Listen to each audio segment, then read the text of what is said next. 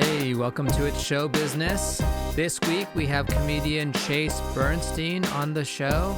She was recently featured on Bill Burr's The Ringers on Comedy Central. She's super funny, LA native. We talk about comedy, how she got into it, writing, a bunch of fun stuff. You're going to love the episode. If you haven't already, subscribe. It's the best way to support the podcast. And thank you so much for listening. Perfect. Looks good. Well, Chase, thanks for doing the podcast. Thanks for being here. Thank you. Did it start? I did start. Okay. It just started now. And we just jump right in because, you know, sometimes like the best stuff happens right away. No, totally. And obviously we have to address it. Biden just won the presidency. Oh my God. Insanity. I know. I feel like this, it's amazing. I feel like this always happens to me when something huge happens. Like I always have a show to go to. I'm like, oh, I have to go do a show. Or like, I'm always like not part of any celebration. And like, now I'm like, I have a podcast at 11. Like it's always something. Yeah, that's the life though. I mean, it's kind of nice to not have to dive right in. It's really nice. Yeah. But no, I love it. I knew he was going to win. I thought so. I mean, before I thought Trump was going to win before Corona. And then Corona happened. I was like, all right, there's no way he's going to win. Yeah. And then when you're watching it, you're like, maybe he is going to win. Yeah. And then you're like, yeah, oh, no. Tuesday night I was a bit freaked out because I was like very confident he wasn't going to win. And then I was like, oh, damn. Yeah. But then like, I feel like every day after that, I've been like, he's going to win. I'm just like, just let me know when they announce it. Exactly. I wasn't sitting there on my phone refreshing. I was like, let me just move on and we'll figure it out. I mean, it's going to happen. I felt really confident for the first time in my life in anything.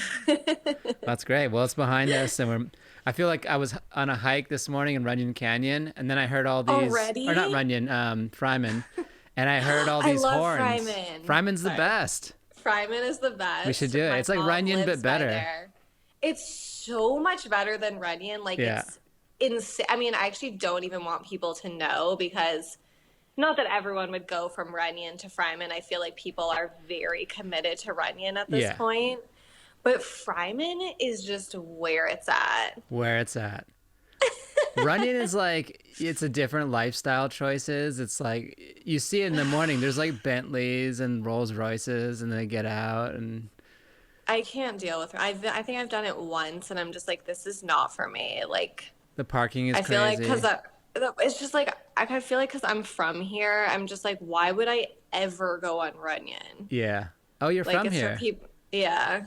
Nice. What part? What part of LA? From Studio City. I live in Studio City. You do? Yeah. Oh my God. Studio City is like my heaven. Wow. Like I go there and I just feel better. It's the best part of LA. I mean, people shouldn't know that either. Like it's the best part. They should not know. I mean, yeah, like it's obviously become way better. It's like when I was growing up, I mean, it was good, but it wasn't like how it is now. Yeah. But now it's just like so freaking good. It's like everything in the city, but like with free parking. Exactly. Free and easy parking. Like I just feel like I can breathe better when I'm in Studio City. Yeah, it's like LA for locals. Exactly. Because there's like blue. We have a blue bottle now. But where do you? I know. There's a Jones Salt and Straw. Yeah. The McDonald's is gone, which I actually kind of like that McDonald's. Oh my God, that was sad. That was like my childhood McDonald's. Yeah. The one on like Ventura and Laurel. Yeah. God, that was sad. And it's like, don't get me wrong, I love Mendocino, but I was just like, this has just gotten away from us. Yeah. I love Mendocino in theory, but whenever I go there, I'm like, nothing here appeals to me. What do you get? There's like I somehow always get this fried chicken salad thing. Okay. And I don't know. It never really pans out. Okay. I can respect that. And it's like, you know, these $18 salads are like, it's kind of a lot. No, it's too much. I get like on occasion, I'm like, I will treat myself to Mendo's, but I Yeah. only get that they have this like kale Caesar salad and it has these like crunchy quinoa things in it. Yeah. It is, oh my God, it's so freaking good, but I feel like sometimes they get it like there's not enough dressing. There's always an issue, like not enough dressing, whatever. There's more important things. I feel like I sound insane right now. No, Like this is I like just woke up. I like Yeah. haven't spoken to anyone, and they're like the president won. And I'm like, but Mendocinos. But that's how we know he won. It's like now we can get back to the real issues of crunchy That's quinoa. true. That's true. I'm free to talk about $18 salads. Right. This is a Biden world now. Yes. I just like Sorry, that. you're Like, saying you're on. Yeah. you know, it felt like for a while we had a president that was like didn't care about the states that didn't vote for him. Right. You know, right. now we have someone who's like, is going to do it for everybody. Yeah. I mean, it feels like an actual real world again. Yeah. Like not an absolute nightmare. Yeah. I mean, once we get rid of Psycho. Corona, maybe we'll be okay. Oh my God. Yeah. But I was checking Yeah. you out online and you have some very impressive credits recently. You did the Billboards Presents on Comedy Central, which was huge. Congrats. Huge. Thank you. Did you enjoy it? I did. It feels like a different lifetime.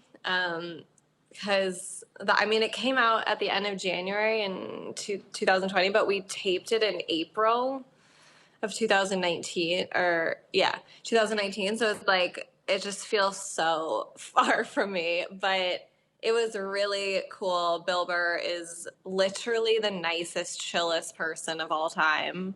Like, he took any amount of stress out of it, truly. Yeah.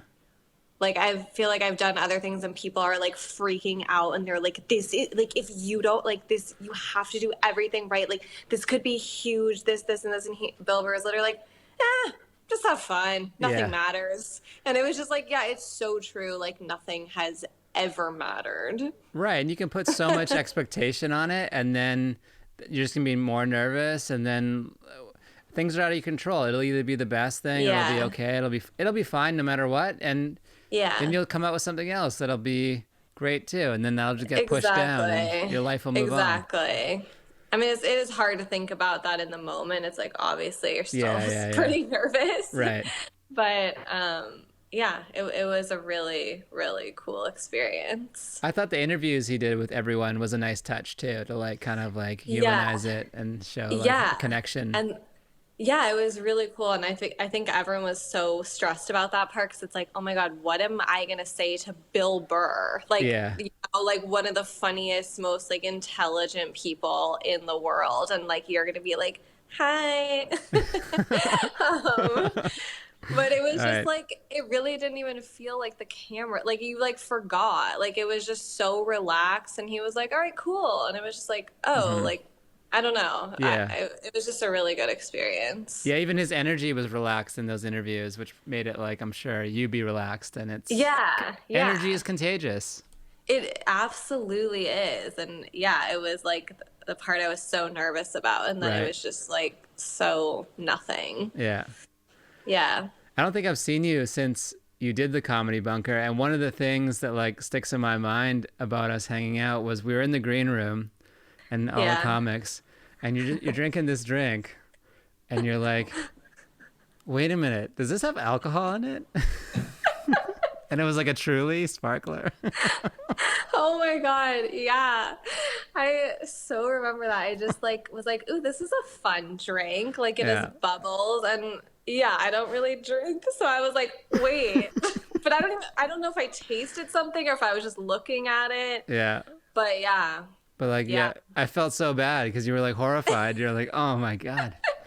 I mean, it wasn't the end of the world. I was just like, oh, I wouldn't have drank this if I knew there was alcohol. Yeah. I mean, you did have the best set of your life right after drinking. So maybe. It's true. Maybe there's some correlation. Yeah. Yeah, that was like right kind of before the shutdown. I think it was February. It was like one of our last shows before it all went crazy. Yeah. And now such a good time.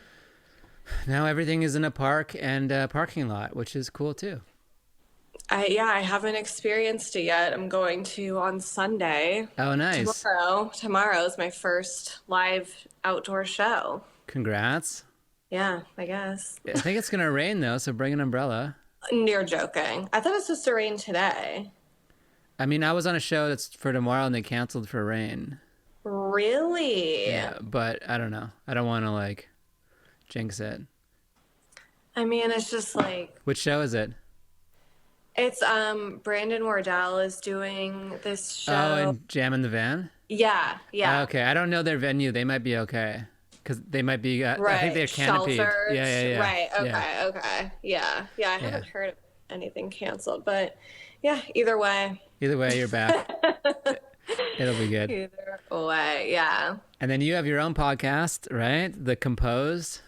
Yes. Composed. I was listening to it before the last episode, which was also election based. Like, we're releasing it on election day. Oh, yeah. Everyone was like freaking out. It was just like, guys, it's a podcast. Yeah.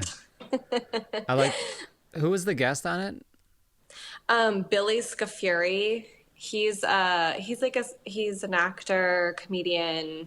We wrote together on a show a few years ago, and just a solid, fun guy. Yeah, you guys were having fun. He had this one line that stuck with me. He's like, "This is pure uncut chase," and that's actually a good name for something you could do. Pure uncut chase. That's like a great name. Yeah, that is a great name. I mean, I love that he said that. I mean, because it's like, if you're doing a podcast, how else can you really be? Right. Like, yeah. It's like you're either I mean, whatever. I mean, I don't know what I'm doing. I'm just started recording. It's easy, I think, because it's just me and I'm editing it, doing everything. So it's like, yeah. I feel like there's kind of a freedom in doing that. Like, you don't feel like you have to like be a certain way or like have a certain level of, oh, you have to do, technically it's better to do this. Like, I'm just doing whatever I want. Yeah, that's the beauty. Yeah. It has to be raw, uncut, or just like, yeah, it has to be real, or like, I guess it could be super produced too. Like, I do like those podcasts. Some of them are like 20 minutes and it's like, there's a host and it's like very like written out. Segmented. Yeah. Yeah. They have an actual plan. Those are fun too. Totally. It can definitely work, I think, when done well. It's just not really my style. No, me either. Every time I think, I'm like, the podcast will hit these questions. I'm like, no, it just doesn't, it's not. Just let it live. Let it live. Yeah. I want it to be. It's like a set. Yeah. Where you're just like, I have to do these jokes. And it's like, well, if this is going a different way, like, don't fight it. Exactly. Yeah. I mean, the best thing I ever did was just starting the podcast, which I delayed for about a year. And then I finally just did 9,000 it. years. Yeah. When did you start this? We just passed a year, so I think you'll be episode 59. Love that. Yeah, and every week, haven't missed a week, which has been great. That's really impressive. Yeah, I mean, some days I'm a day late with posting because, sometimes there's a technical issue and like something doesn't sync up or something. I know. I mean, did you know editing stuff before, or like had you worked on GarageBand? I knew audio really well because I used to do music production and engineering. Okay. So the audio side I had down. But you look very comfortable right now. Like, thanks. You look comfortable with the mic, the headphones, like, you know what's up. Like, I feel like you're like, oh, track 3 isn't vibrating or something. Let me check. I have glanced down a couple times at the trusty Zoom box. But now it's so much easier. Like, I almost didn't believe, like, coming from like using very like advanced gear, so to speak, I was like, this little box can't do all that stuff, and it does. It's great. Right. I have the H6. I don't know, that's like pretty standard. Wait, what's that? It's this one. Like, oh, okay, damn, I don't have anything like that. Oh, I just have a microphone and I like plug it into my computer. That works too. Yeah. This is just a little box. It's like one more you take out the SD card, then you plug it in your computer, and then you do it. You've lost me. Okay, well, nice. But yeah, it was like, it's $300, and it was like, I was like, can $300 piece of equipment really work well, and I've been super impressed. So, Yeah. No, and I know. One day I was like, I'm buying a microphone today, like, yeah, because I could easily drag this out for 4 months. yeah, And I'm just gonna, like, figure it out, buy one, and just make it happen. yeah. And that was like 2 months ago. Yeah. I mean, that's a lot of comedy and entertainment. It's like you can all the momentum starts from within. So you're like, I want to do something, and then you buy a microphone and you take the first step, then something else Yeah. happens, and but if you didn't take that first step, you'd still be at the like, should I do it phase. No, totally. And it's so easy to just stay in that phase and be like, oh, this is hard. Like, I don't have this. I'm going to need that. But it's just like, I don't know. I felt like I really wanted something to do like every week that was just mine. And I don't know. It's kind of like I've never had a break from stand up in 10 years. And it's just like, okay, what else can I do? Right. And yeah, just kind of happened. Yeah. Not that you asked. I feel like I just I kind of imagined did. the I was prodding. I was, figuring Yeah. things out. Yeah. And you also did Last Comic Standing, which was like one of the big gets for comedians on TV. Yes. 2014, I believe. Yeah. That was wild because I had never done anything. I was 4 years into stand up. Yeah. Oh, wow. I didn't have a manager. I didn't have an agent. I just they saw me at a show, and then they were like, "Do you want to audition?" And I was like, "Sure." And then I like never thinking I would get it. Like I was literally beside myself just to be auditioning because I was never like auditioning for anything. Like I feel like everyone I knew had managers and was always being like, "Oh, like this is happening." And I was like, I had no idea, Yeah, yeah. So I was just like so pumped to get this audition. And then I left there and I was like, one of my friends had done it too. And he was like, how fun was that? It was so fun. And I was Yeah. like, I wouldn't say it was fun. And then I just started like unraveling. And then I was like, wait, there were stakes at hand. Like I was auditioning for something. Like I was just happy to be there, but then I got really bummed out thinking that like, oh, I'm never gonna get it. And then I don't know how I did, but yeah. Yeah, amazing. That's actually a really Yeah. good statement on LA. LA is, I feel like everyone around me has an agent and manager, and I'm Yeah. just hearing about this thing later. Exactly.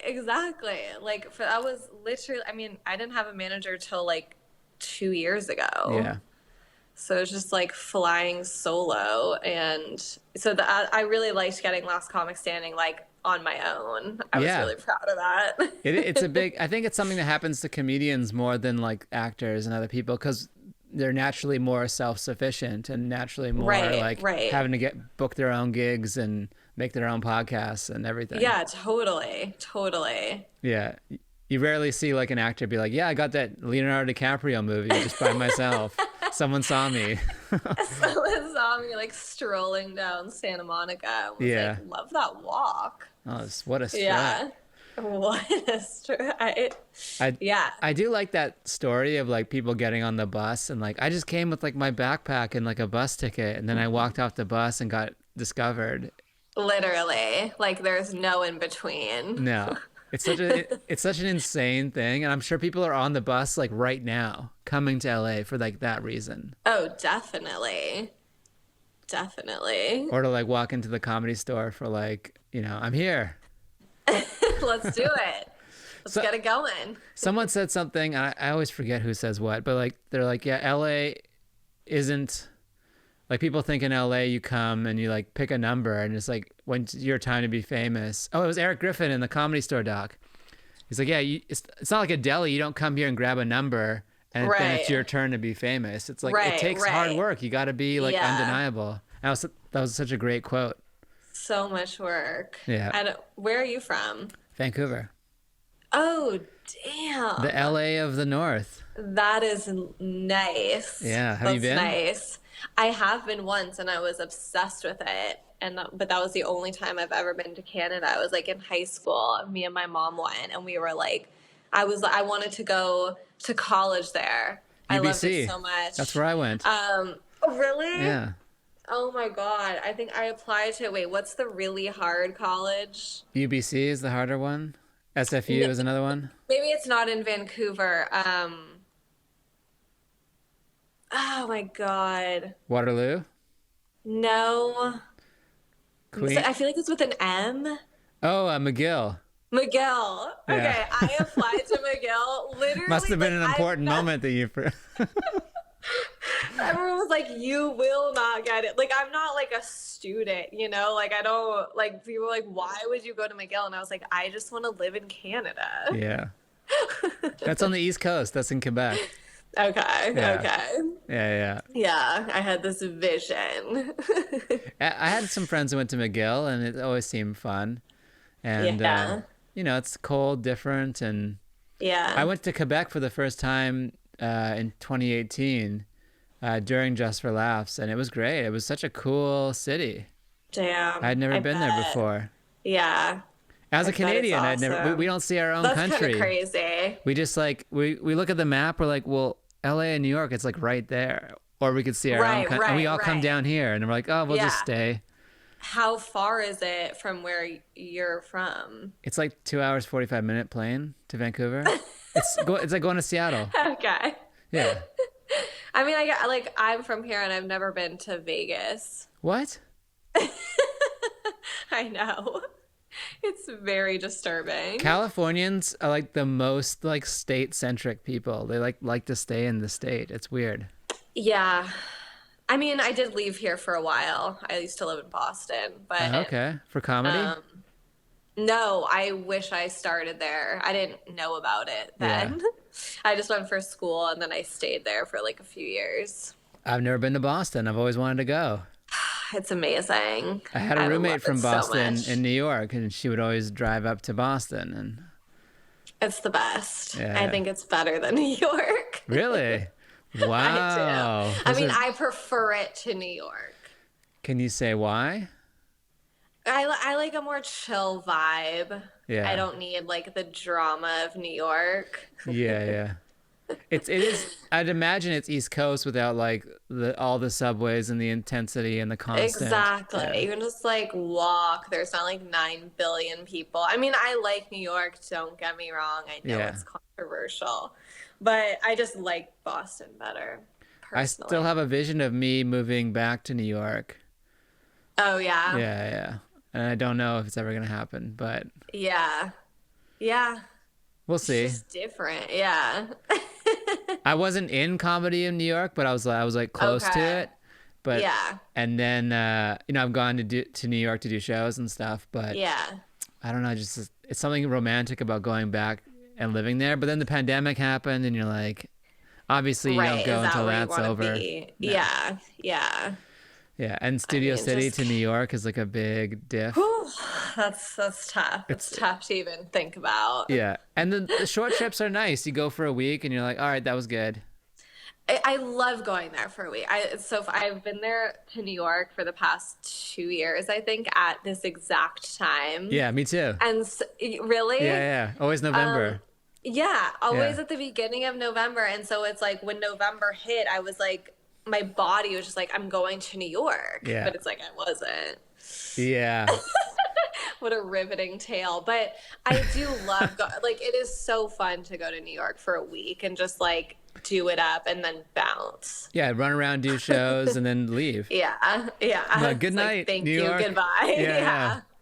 Yeah. There is something But like damn. about LA is that every time you come back to LA, you're like, okay, I really like it. Yeah. It's nice to Yeah. leave. You're like, I have to leave LA. LA is either like you totally. have to leave or I have to come back.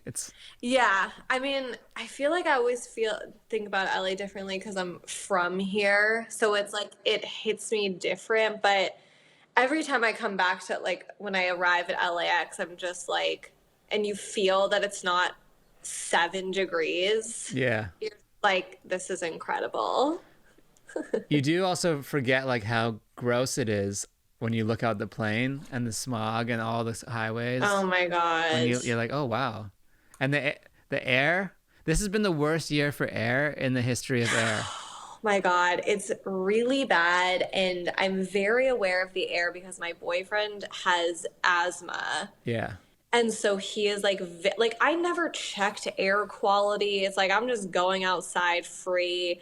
And like, he is like, the air is so bad today. And I'm like, what do you mean? Yeah, Like, I yeah. would have never known. But then it's like, it gets in my head and I'm like, yeah, it is really bad. Like, my throat is itchy, but I don't know what's like based, like, if I would actually think that if I didn't know. Yeah. But I like that now on the weather app, it has the air I quality. love that. Yeah, it's Yeah. a really nice Now we all touch. know. Hon- Now we all know. Honestly, I didn't know about it before that either. Yeah, But now I'm like super, I mean, I am sensitive to it, especially during the fires. I would go outside. I'm like, something's wrong. Like that was a rough time. and now we have it in the app. It's just another thing to be stressed about. Right.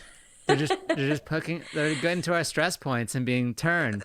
It's just like you go look at it and you're just like, oh my God. And it's like, I have a dog, so I have to go outside no matter what. So it's like, what are you gonna, then you just have this knowledge that the air is terrible, but it's like you still have to be out there, Yeah. It's crazy. you know? Yeah. And then Good stuff. good stuff. No, air is important. It is. People Yeah. care. Yeah. They'll be like, they were gonna get on that Greyhound, and then they heard about the air. They're like, maybe Wisconsin's great. Damn. We'll stay. Yeah, if it deters people. Yeah, I do like that it's so barren right now. If that's amazing, like there's no The traffic. city. Oh, Yeah. it's great. Yeah. Yeah. All of LA turned into the valley, basically. Exactly. Exactly. And I'm so excited are you going home for the holidays or anything? I'm not going to Canada because there's like an extensive quarantine. Like they're super Okay. strict. Like if you go there, you Yeah. have to stay isolated for 14 days. Damn. So really, Where? like in wherever you're staying, you can't leave, and they monitor. Okay, They monitor okay. you. They put an app on your phone to make sure you don't leave. Damn. Yeah. That's So, good though. It's good, but it's also like, all right, so that means you got to go there for at least a month Right. because you're going to be right. inside for 14 days. Yeah. Yeah. So we might go to Michigan because that's where my wife is from. Oh, nice. Yeah. That'd be fun. But I haven't been on a plane yet, so I don't know. Like, Oh my God, me either. We'll Yeah, see. my dog is here. I was just because like during the holidays, like I love being here because there's literally no one here. yeah, I Like do love that. it's literally abandoned. That was my favorite thing. Like sometimes I would stay in LA and I go see a movie. I just chill. It's heaven. It's the Even best. if you just stay at home, it's like there's just a different vibe. Yeah. Like you just feel like no pressure for the first time. Right. Yeah. I do like the low pressure is like kind of nice right now because like everyone's just kind of like taking a breather on life. Yeah. You know. I mean, yeah, it's great. One of the things on your bio also is like you're a big writer. You wrote some stuff on Netflix. Was that always something you wanted to achieve, or is that just like a natural transition from stand-up? I always wanted to be a writer first and foremost before I even knew about comedy. Even I never wanted to be like a comedy writer. I just wanted to be a writer. And then, yeah, I just ended up, I was like just looking at Craigslist all the time and like just trying to find writing jobs. And then one day I found a comedy writing job that paid because I was doing a lot of like freelance free work. And then there was like this comedy job that paid, and I was like, I could write comedy probably, like if I had to do it for money. Right. And then I like ended up getting this job, and that was before I even started stand up or improv or anything. And then I became obsessed with comedy through writing, and then that's how I started doing stand up. But I was writing first. Is that something you studied in college, or like you wanted to be a fiction Yeah. writer or short stories? Or... I majored in magazine journalism, Okay. which wasn't what I wanted to do, but I just didn't know what to major in. And I was like, Yeah. this is writing. But I actually Right. like This has a hated future. it. Exactly. But it actually didn't because Right. when we were in college, everyone was like, journalism is dead. Yeah. Like newspapers are dead, magazines are dying. Like Right. everything was dying. And we were just like, cool. And they're like, anyways, chapter 2. But so it just like felt like, why am I doing this? But Yeah. I don't know. It all like leads, you're not always going to start like exactly where you want to be. It's like, it was a good start. Yeah. And you don't know what's going to be disrupted violently. Like, who knew every restaurant is basically done now because of Corona? Like, I guess you could kind of see it if you've ever been on the internet that magazines were going to die, but definitely. I mean, the signs were there. Yeah. But you don't really know. You're like, maybe they'll adapt and be okay. And everyone will just read in style on their iPad. Who knows? Yeah, or Vogue. Or... Yeah, I mean, I had no idea what I was doing, but I just wanted to write. And then, yeah, it all just led to this. Do you have any favorite fiction writers? Ooh. You know, well, just like from day one, I was obsessed with R.L. Stein. Okay. I mean, I feel like he just really got me into like reading and writing, and I used to read all the time, and that's what I think makes you a better writer. So I think like just for making me read, it's like I got to give it up to him. Yeah. There's always those books that make you read, which is good. Yeah, I like tore through those, and then my dad took me like out of Hebrew school one day to go to an R.L. Stein book signing. Oh, wow. That's exciting. And he was like this like 65-year-old man, and I was like 12, and I was like, thank you for your service. Is that what he wrote? Like, Chase, yeah. Thank you for your service. R.L. R.L. Did you ever read Bret Easton Ellis? Like, he's a big LA writer. Yes, I did read a lot of that, and I was influenced by it. I mean, I'm just getting back into reading now. I used to truly read all the time, but I don't. My dad reads all the time, and he just, like, I'll go over to his house and he'll give me a book, and it's like I almost never even look at the author title. Like, I just read it and give it back to him. Yeah, you're like, thanks, Dad. It's like a weird system. Yeah, it's the dad Like, library. what kind of books do you like? And I'm like, whatever my dad likes. Yeah, let me text him. Yeah. Can we conference him in just on the third screen? Barry Bernstein, get him in. Next week, episode 60. Yeah. You know what? It's also this. This is killing our reading. Destroying the phone. It's ridiculous. I've been trying to really actively take a cleanse. I took Twitter off my phone. I have been really less on Instagram. Yeah. Instagram is the killer for time. It's like, it's a wormhole. It's the worst thing ever. And in October, I did a week sober Instagram, and I literally didn't check it at all. Like, I only went to my page and like posted if I wanted to. And I was like going so strong, and I was feeling so good. And then all of a sudden I realized I'm literally just back scrolling, searching. And I'm like, What happened? Like, I didn't even notice. Like, all of a sudden I was just back.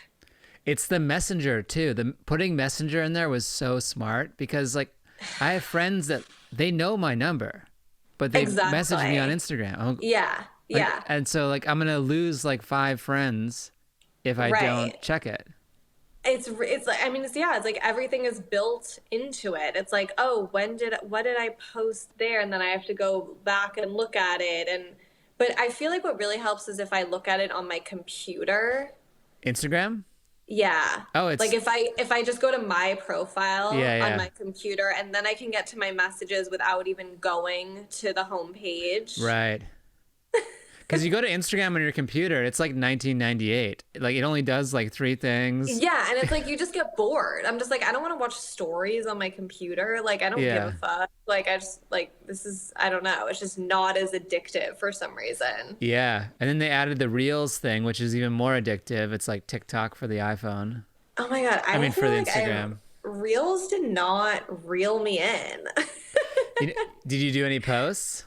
I didn't. And I always see people are like, I added this to my Reels, and I'm like, well, where is that? Like, I'm not going to go look for it.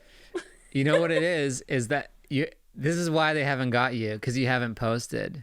Once you post, it's like the amount of traffic and likes and stuff you get is so big relative to the other things that people get addicted. They get addicted. They're like, I just got 100,000 views or whatever, and then they make another one, and they make another one. Seriously? Yeah. They're just mainlining you now with likes. I know. Did you watch Social Dilemma? I'm about a quarter through it. Okay. I thought I was going to be like, oh, I get it. It's addictive. What are they really going to say? But it was good. I like the little guys saying It's hit him with really a friend good. pic. There's his ex-girlfriend. Yes. Yeah. It's like, I feel like that really stays with you. Yeah. Like I was already like at my wit's end with it, but after seeing that, I was just like, dude, I can't like live like this. Yeah. Like, this isn't a life. It's funny because like, is it, as like a comedian and someone who is forward facing, like, is it helpful to be on Instagram this much? It's hard to know. It's like, I mean, I personally feel like I have gotten things through Instagram, right. like through videos, through people following me on Instagram. Like I, like headlined at the New York Comedy Festival last year, like because one of the women who was running it followed me on Instagram, like not through a manager, like nothing, like just like, and so it's just, I mean, and I enjoy posting on Instagram and I used to love it. So when stories first came out, I was thriving. I was thriving. Like I was having so much fun. And then now it's like, it just gets so hard. Like, I think when you're a creative person to just watch everyone, like, it just, you watch people's stories, you see the posts, you see people creating, and you just feel, I feel like, what am I going to add to this? Like, what, and now am I making a story because I feel like I need to get in the, like, I need to post something, or because I want to post something, and I just hate that because I want it to be fun, and I want it to just be effortless and easy, and I don't know, it just all gets so muddled. It's hard to know, like, that question gets muddled in our brains. Like, why am I doing this? You start to forget because they've manipulated us a bit. Yeah. And I only ever want to do things because I think it's funny, or it makes me laugh, or like I'm having a good time doing it, or else it's just literally work. I saw an interview with you and you said something about, like, they asked you what your favorite Instagram profile was. And you said Kylie Jenner. You were joking, right? I am not joking. You said, I love the way she reinvents Instagram with every post. Oh my God. I stand by that. I do stand by that. I mean, I literally don't actually look at any comedians' Instagrams. It's kind of bad, but I can't. Like, I can't do it. It's too much. Yeah. And it's not good for me. So I love Kylie Jenner. I love all the Kardashians. Like, it really is just like a break for me. Like, it's like just nice to look at this fucking rich bitch with her like bomb nails, her like amazing purses, her like insane houses. Like, it's just nice because it's I have no stake in that world. So it just is a fun break. Yeah, it's like surreal. It's surreal. You're kind of like living vicariously through their surrealism. Yeah. Like, and she'll just like pose in these like insane, like head to toe, like designer outfits. And it's just so over the top. And it's like, I just have to respect it. So I do stand by Kylie Jenner. I had to ask because I read it like 3 times and I was like, I can't tell based on her, like, you know, where you write jokes and stuff, if this is for real or not. It is 100% for real. I will never mute Kylie Jenner on Instagram. Perfect. You just follow one person. You're like, oh, it must be her boy. Oh, okay. Got it. Kylie. So what does this mean for like the next year for you, like in comedy? Do you have certain goals you want to meet? Are you just trying to live? Are you trying to get to like more writing gigs? That's a great question. I am just trying to live first and foremost. Yeah, I feel like, you know, it's weird because in 2019, I was like, I'm done with writing jobs. Like, because for as incredible as they are, and I've had some really great experiences, it is very difficult to do writing jobs and do stand up. And I was so terrified of being one of those people who just kept getting writing jobs and slowly but surely stopped doing stand up. Right. Like that's like my biggest nightmare. And so I stopped doing writing jobs and I purely only did stand up last year.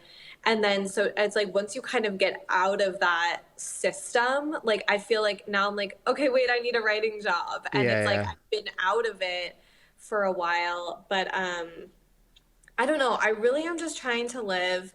I'm trying to, like, I'm sad about stand up, but it's like I've been doing stand up every day for 10 years. It will go back at some point. Like, I'm not trying to force it right now. Yeah. You know, like I don't need to travel to Arizona and like do a weekend. Like it's certainly not on my agenda. Like I just want to dig a little deeper, like see what else I can do. I've been loving doing my podcast. I'm just putting like time into that. And yeah, like, I mean, I still obviously write jokes. Like I keep it, you know, a Google Doc and I just add to it. But it's like, I'm like, I don't like to like fight the universe like this. Like, it's just like, you know what? I'll be doing stand up till I'm probably 80. Like, if I don't do it for 2 years, like, and it's not like I'm not doing it. No one's doing it. Yeah, if the world like, isn't doing it for 2 years. Yeah. It's like I'll be fine, and it's just like maybe it's good, and I don't know. It was nice. It's nice to just kind of get out of the like just wheel of like constantly. I just feel like I do so much stand up, like, and I started here, and it's like sometimes I just feel like I'm going in circles. Like I'm doing these shows and it's like I've done all the like good shows, and not to sound like jaded or anything, but it's like at a certain point it's like, what are we doing here? Like, yeah, exactly. You know, like how many times can I do this same show? Well, it's like some of the like the best shows. I mean, how often can you do them? Once every 3 months? So exactly. I mean, if that, like, you know, like, it's like that's like the higher upper end, because it's like, you know, they got to go through. They only do a show once a month, once a week, whatever it is. Yeah, so you do it once every 3 months, and yeah, now you're like, now what? And so with no clubs, right on top of that, you're like, what are we doing? Like, there is an element to that. Yeah, especially and now, honestly, like in the park shows, like doing park shows again, it's like, oh, this feels good, but then there's also like a new weird ceiling on top of that. Yeah, it's like you have to, like, I'm doing the show tomorrow night, and then I got asked to do some other shows, and I was just like, but what am I doing this for?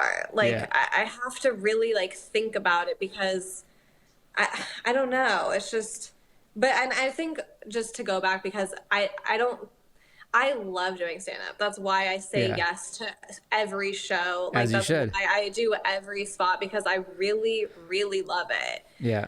But sometimes it does get to be a little bit repetitive, I think, living in LA. Yeah, because there's only, it doesn't have the like, there's not that variability of shows. I feel like New York has a bigger breadth of like, oh, this one's in an apartment, this one's in Brooklyn, this one's, and there's all like the environment in one night, 3 shows can be completely different. Yeah. But here it's just like, it's a little more compressed. You're like, all right, it might be slightly different on the east side versus the valley. And you're just like always seeing the same people. You're like, sorry, I know you just heard this joke. Like, you know, it just feels smaller. But I mean, I guess I was going out of town a decent amount, and that's really nice just to get out. Nice. Yeah, but I don't know. It's just, I love stand-up, but I'm enjoying this break a little bit. Yeah, you seem very happy. I don't know why I'm so happy. I mean, this is just fun. You know, it's good weather. Joe Biden just won. It's like, it's a good day. It's a great day. Yeah. Do you know Caleb Sinan, obviously, right? Yeah. He was another one who when I had him on the pod, and this is early in pandemic, he's like, I'm living my best life. I'm doing shows. People are paying me on Zoom. He's like, I love this. Yeah. Like, I'm at home. And I was like, it's like, wow, it's like so much of your attitude is like, you know, how your attitude makes like how you feel about it. It's all internal. Yeah, totally. And I mean, it's also like depends where you were in stand up when this is all happening. It's like, that's a good had point. I been 4 years in, I probably would have been like devastated and been like, no, like on my momentum, I need to get better. Like I need this and that. And it's like, I mean, of course I'm always trying to get better. And like, I know it'll probably take even 10 more years for me to like feel like I'm even good. But it's just like, I don't know. It's like, yeah, just take a minute. It's like we're all in the same boat. Like it's gonna be okay. We'll all go back to fucking doing 9 shows a night. Like it's just like I'm just happy to like have some time. Yeah. Have some time. I don't know. Yeah. I just feel like I've been going for 10 years. Like I just haven't stopped. Yeah, it's like, and I just needed a minute. Totally. It's a weird thing, like LA and showbiz. Like you get on this thing, and if you don't look around, you're all of a sudden just on this thing. Like, and I'm trying to do this, and I'm trying to. Oh yeah, this sounds good. And you chase that little thing. Yeah, and then you're like, what just happened with that year? Exactly, and I don't know like how you feel about it, but it's like I just feel like I could never say no to anything. Right. And it's like, if I don't do this, then I like would literally for days after be like, oh my God, if I had done that show or I never say no because I'm just like, well, what if I don't do it? And then someone from like whatever was there and saw me and then I'm never going to have that. And then it's like, so I start doing things like out of fear of like, missing out and then it just becomes different. And I just really want to get back to a place where like I'm literally doing things because I love them and saying yes because I want to and I'm not scared. Totally. There's a FOMO that like, because that's the whole thing. It's like that next thing could be the one. Yeah. Why'd you stay home?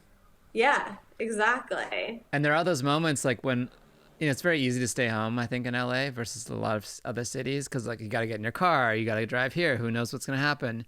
And every time I go out, something good happens, which adds to the dopamine. I'm like, oh, I went out and I got that thing. So when you stay home the next day, you're like, oh, wait, but yesterday I got something from going out. Yeah, you cannot stay home. You cannot say no because things only happen when you go do shows. Yeah, it's so insane.